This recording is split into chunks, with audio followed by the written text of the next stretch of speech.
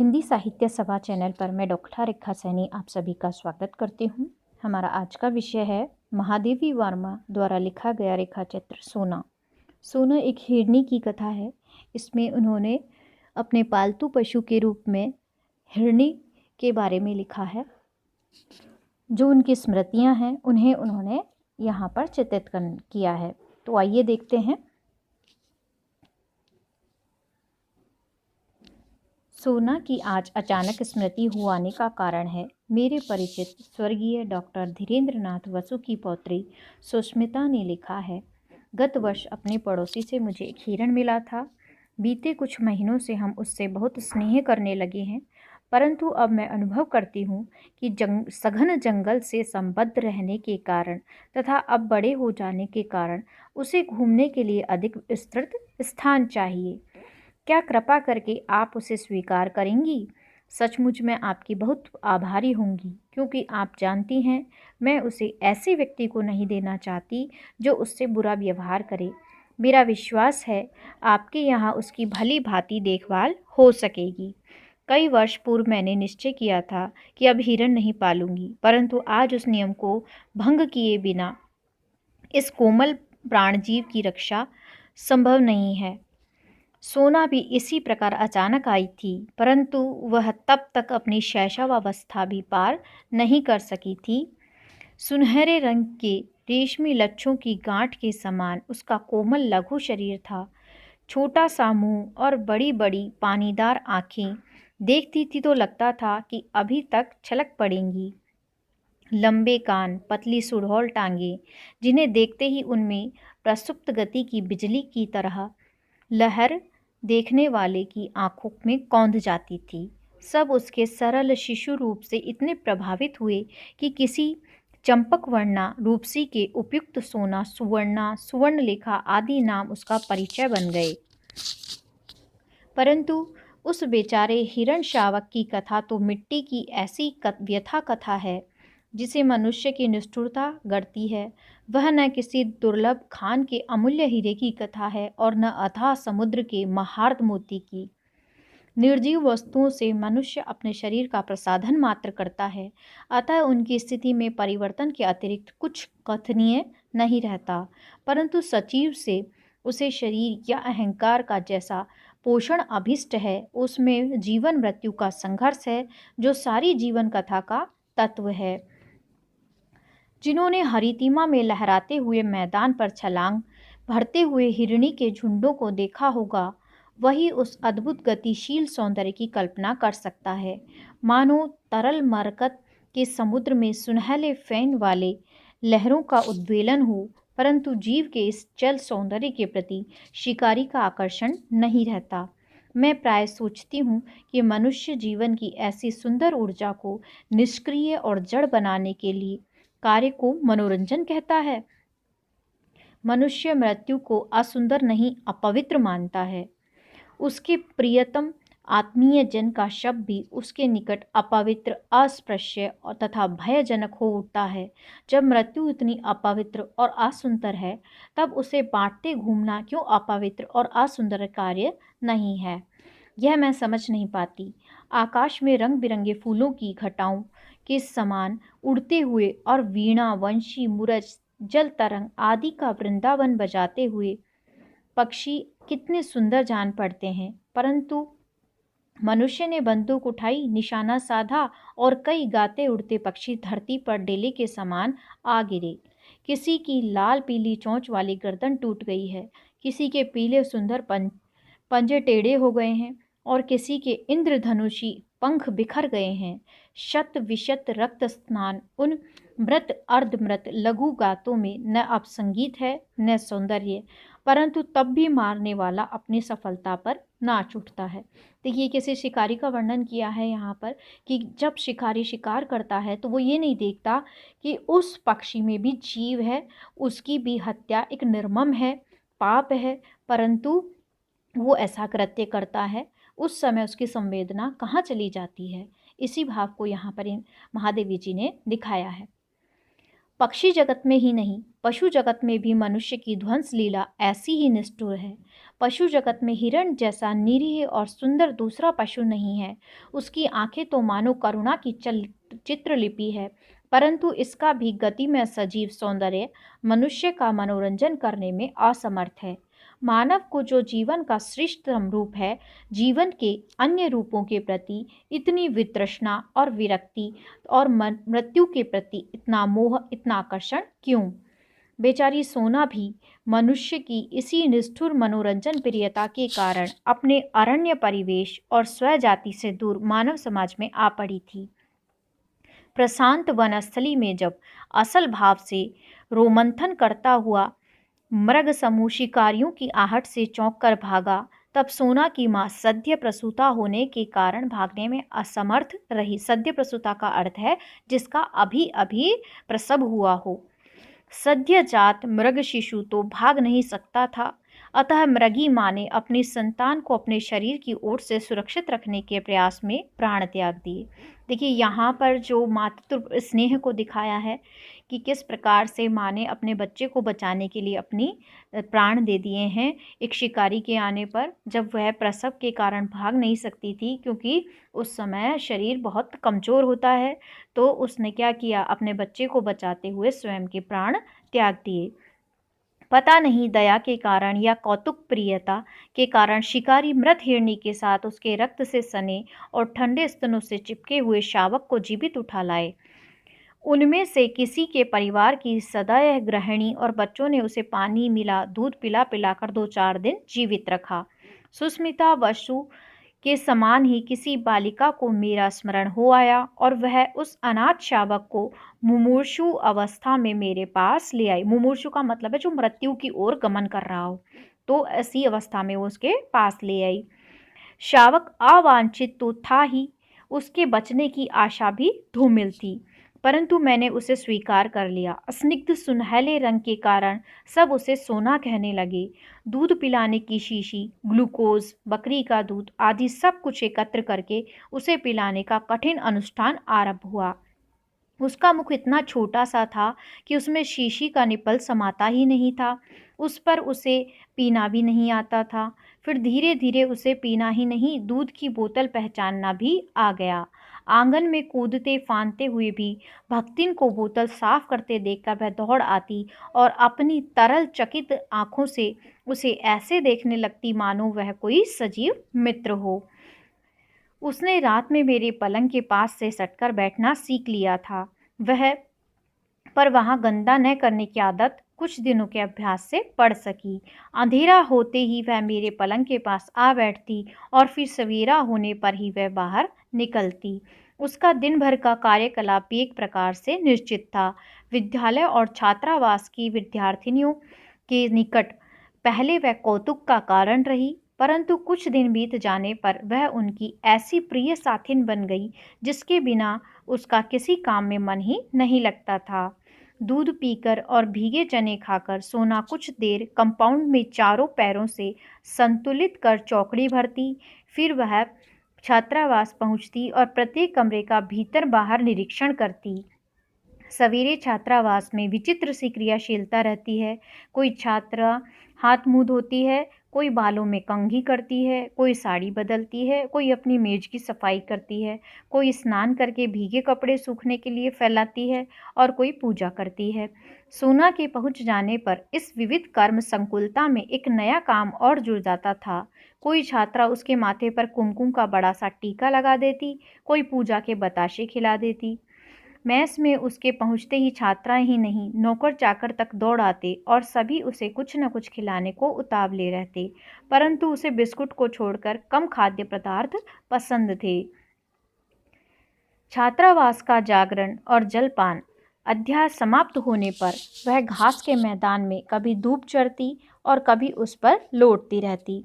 मेरे भोजन का समय किस प्रकार जान लेती थी यह समझने का उपाय नहीं है, परंतु वह ठीक उसी समय भीतर आ जाती और तब तक मुझसे सटी रहती, खड़ी रहती, जब तक मेरा खाना खत्म ना हो जाए।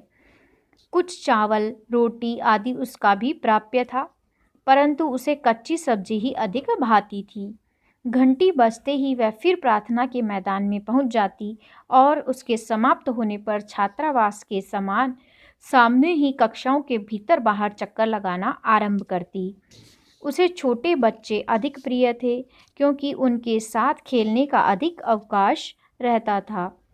वे पंक्तिबद्ध खड़े होकर सोना सोना पुकारते और वह उनके ऊपर से छलांग लगाकर एक ओर से दूसरी ओर कूदती रहती।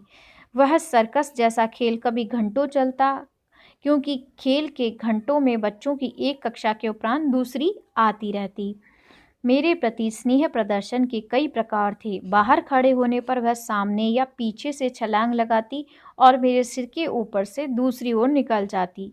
प्राय देखने वालों को भय होता था कि उसके पैरों से मेरे सिर पर चोट न लग जाए, परंतु वह पैरों को इस प्रकार सिकोड़े रहती थी और मेरे सिर को इतनी ऊंचाई से लांघती थी कि चोट लगने की कोई संभावना नहीं रहती थी। भीतर आने पर वह मेरे पैरों से अपना शरीर रगड़ने लगती। मेरे बैठे रहने पर वह साड़ी का छोर मुंह में भर लेती और कभी पीछे चुपचाप खड़े होकर चोटी ही चबा डालती। डांटने पर वह अपनी बड़ी गोल और चकित आंखों से ऐसी अनिर्वचनीय जिज्ञासा भरकर एकटक देखने लगती कि हंसी आ जाती। देखिए, यहाँ पर जो महादेवी जी ने अपने अनुभवों को व्यक्त किया है कि किस प्रकार से वो एक पशु होने पर भी एक मनुष्य की तरह ही क्रियाकलाप करती है, किस प्रकार से उसके अंदर भी संवेदनाएं हैं, उन्हें अभिव्यक्त करती हुई महादेवी जी की ये चित्ररचना है। कवि गुरु कालिदास ने अपने नाटक में मृगी, मृग शावक आदि को इतना महत्व क्यों दिया है, यह हिरण पालने के उपरांत ही ज्ञात होता है। पालने पर वह पशु न रहकर ऐसा स्नेही संगी बन जाता है जो मनुष्य के एकांत को शून्य को भर देता है, परंतु खींच उत्पन्न करने वाली जिज्ञासा से उसे बोझिल नहीं बनाता। यदि मनुष्य दूसरे मनुष्य से केवल नेत्रों से बात कर सकता तो बहुत से विवाद समाप्त हो जाते, परंतु प्रकृति को यह अभिष्ट नहीं रहा होगा। संभवतः इसी से मनुष्य वाणी द्वारा परस्पर किए गए आघातों और सार्थक शब्द भार से दबे हुए प्राणों पर इन भाषाहीन जीवों की स्नेह तरल दृष्टि का चंदन लेप लगाकर स्वस्थ और आश्वस्त होना चाहता है। पशु मनुष्य के निश्चल स्नेह से परिचित रहते हैं, उनकी ऊंची नीची सामाजिक स्थितियों से नहीं। यह सत्य मुझे सोना ने अनायास ही प्राप्त हो गया। देखिए, कई बार क्या होता है, मनुष्य ही नहीं सिखाता, बहुत कुछ पशुओं द्वारा भी सीखा जा सकता है। तो वही बात यहाँ पर महादेवी जी ने स्पष्ट की है। अनेक विद्यार्थियों की भारी भरकम गुरुजी से सोना को क्या लेना देना था। वह तो उस दृष्टि को पहचानती थी जिसमें उसके लिए स्नेह छलकता था और उन हाथों को जानती थी जिन्होंने यत्नपूर्वक दूध की बोतल उसके मुख से लगाई थी। यदि सोना को अपने स्नेह की अभिव्यक्ति के लिए मेरे सिर के ऊपर से कूदना आवश्यक लगेगा तो वह कूदेगी ही। मेरी किसी अन्य परिस्थिति से प्रभावित होना उसके लिए संभव ही नहीं था। कुत्ता स्वामी और सेवक का अंतर जानता है और स्वामी की स्नेह या क्रोध की प्रत्येक मुद्रा से परिचित रहता है। स्नेह से बुलाने पर वह गदगद होकर निकट आ जाता है और क्रोध करते ही सभीत और दयनीय बनकर दुबक जाता है। पर हिरण यह अंतर नहीं जानता, अतः उसका पालने वाले से डरना कठिन है। यदि उस पर क्रोध किया जाए तो वह अपनी चकित आंखों से और अधिक विस्मय भरकर पालने वाले की दृष्टि से दृष्टि मिलाकर खड़ा रहेगा, मानो पूछता हो क्या यह उचित है। वह केवल स्नेह पहचानता है जिसकी स्वीकृति जताने के लिए उसकी विशेष चेष्टाएं हैं। मेरी बिल्ली गोधुली, कुत्ते हेमंत वसंत, कुत्ती फिलोरा, यह सब पहले इस नए अतिथि को देखकर रुष्ट हुए, परंतु सोना ने थोड़े ही दिनों में सबसे सख्त सख्य स्थापित कर लिया। सख्य मतलब दोस्ती स्थापित कर लिया। फिर तो वह घास पर लेट जाता और कुत्ते और बिल्ली उस पर उछलते कूदते रहते। कोई उसके कान खींचता, कोई पैर, और जब वे इस खेल में तन्मय हो जाते तब अचानक चौकड़ी भरकर भागती और वे गिरते पड़ते उसके पीछे दौड़ते। वर्ष भर का समय बीत जाने पर सोना हिरण शावक से हरिणों में परिवर्तित होने लगी। उसके शरीर में पीताभ रोएं ताम्रवर्णी झलक देने लगे, टांगे अधिक सुडौल और खुरों के कालेपन में चमक आ गई, ग्रीवा अधिक बंकिम और लचीली हो गई, पीठ में भराव वाला उतार चढ़ाव और स्निग्धता दिखाई देने लगी। वस्तुतः सबसे अधिक विशेषता तो उसकी आँखों और दृष्टि में मिलती थी। आँखों के चारों ओर खिंची कज्जल कोर में नीले गोलक और दृष्टि ऐसी लगती थी मानो नीलम के बल्बों में उजली विद्युत का स्फुरण हो।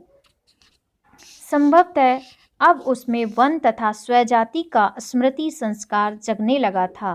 प्राय सूने मैदान में वह गर्दन ऊंची करके किसी की आहट की प्रतीक्षा में खड़ी रहती। बसंती हवा बहने पर वह मूक प्रतीक्षा और अधिक मार्मिक हो उठती। शैशव के साथियों और उसकी उछल कूद से अब उसका पहले जैसा मनोरंजन नहीं होता था। अब उसकी प्रतीक्षा के क्षण अधिक होते जाते थे।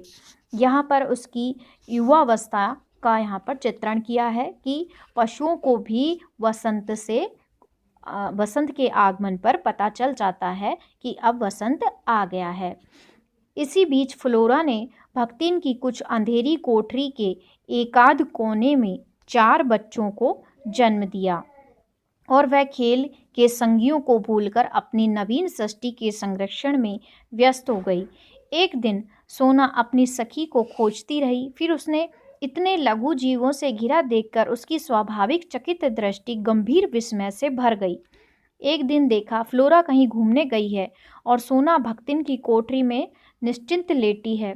पिल्ले आंखें बंद रहने के कारण चींची करते हुए सोना के उदर में दूध खोज रहे थे। तब से सोना के नित्य के कार्यक्रम में पिल्लों के बीच में लेट जाना भी सम्मिलित हो गया। आश्चर्य की बात यह थी कि फ्लोरा हेमंत, बसंत या गोधूली जो को अपने बच्चों के पास फटकने भी नहीं देती थी, परंतु सोना के संरक्षण में उसे छोड़कर आश्वस्त भाव से इधर उधर घूमने चली जाती थी। संभवतः वह सोना की स्नेही अहिंसक प्रवृत्ति से परिचित हो गई थी। पिल्लों के बड़े होने पर और उनकी आंखें खुल जाने पर सोना ने उन्हें भी अपने पीछे घूमने वाली सेना में सम्मिलित कर लिया और मानो इस वृद्धि के उपलक्ष्य में आनंदोत्सव मनाने के लिए अधिक देर तक मेरे सिर से आर पार चौकड़ी भरती रही। कुछ दिनों के उपरांत जब वह आनंदोत्सव पुराना पड़ गया, तब उसकी शब्दहीन संज्ञाहीन प्रतीक्षा की स्तब्ध घड़ियां लौट आई। उसी वर्ष गर्मियों में मेरा बद्रीनाथ की यात्रा का कार्यक्रम बना।